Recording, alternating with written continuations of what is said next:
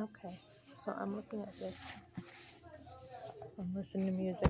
I had a nail I bit off because it was like falling off. But anyways, um, Jesus, even though Jesus came and he was God, right? He emptied himself by taking the form of a servant, being born in the likeness of men. So the other day when I took the kids to church, I said to this new girl who I took, I said, who was Jesus? And she's like, oh, I know all about the Bibles. My parents have 4 Bibles in their home. And I'm like, what Bible though? Which Bible? And she was telling me about the Bibles, the names of the Bibles. She was very smart. And I said, yeah, but who was Jesus? And she's like, um, his mother got pregnant. And I'm like, right, the virgin birth. So was he the son of God? And she's like, yes. So yes, he was God. And I love the faith of children because they're just so trustworthy, you know? So anyways, and here's a hymn. And, God says, if you love me, feed my sheep.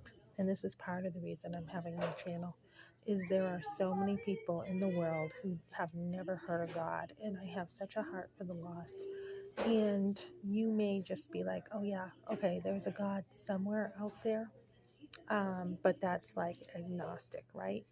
And my mother was agnostic. Or you may have an atheist who's your father. My father was an atheist and thinks that once you die, you just go into the ground, right? Like animals. And it always baffles me how he could watch like Mutual Omaha or nature shows. My father's a hunter and fisherman and knows his stuff like nobody else, right? But to be able to see nature and not to see God baffles me, because God says you have a witness, even if you've never been to church, which they did go. I mean, they got married in a Methodist church. The only time I think my father stepped into a church over in Pennacook.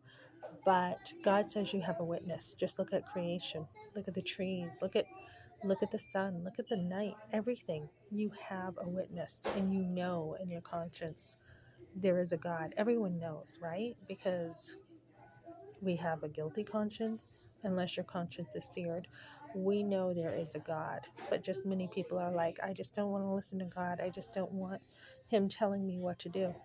And the truth is, if you come to know Christ, I mean, his ways are not a burden. They're actually life-giving.